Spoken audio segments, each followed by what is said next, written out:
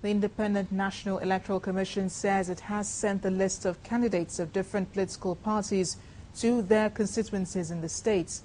While speaking with journalists at the Commission's headquarters, the National Commissioner, Legal, Mr. Philip Omiadi, said what has been sent out is not the final list of candidates, but a list of candidates the political parties intend to field for the election for Nigerians to scrutinize and make their input.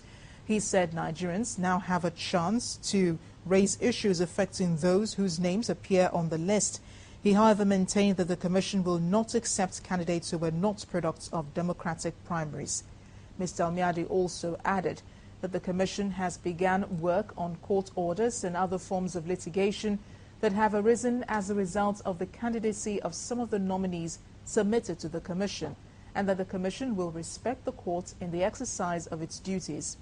Mr. Omiadi says the Electoral Act stipulates that the Independent National Electoral Commission is expected to publish a list of candidates of a political party intends to field in the coming polls 7 days after the political party's submission of the list of the Commission in the various offices, and this will be done from today in the various states' offices. Them to the respective constituencies today for publication. Publication will start today.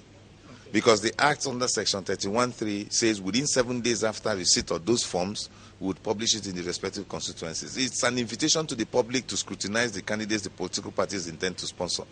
Those court orders, petitions, and so on and so forth ought to start coming from the moment we publish.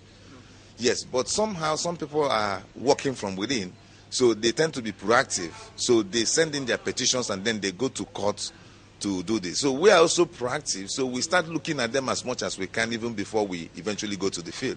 But ideally, those petitions and so on and so forth ought to come from after we had published. People will now see what we had published, and then they can now go. Now, with respect to those days, I think the issue remains the same. These are just, like I said earlier, it's an expression of intention by political parties to sponsor candidates. So we have received court orders. Some of them we have complied. We are going to comply with every court order subsequently, but then the process has to go on. If you realize the deadline we fixed was on the 31st of January. Up until yesterday, sequel to our decision to allow some political parties to come to submit their candidates, some were still submitting up until yesterday. And then we have set a guideline that today is for display. We don't want to breach our own guideline, so we must display today.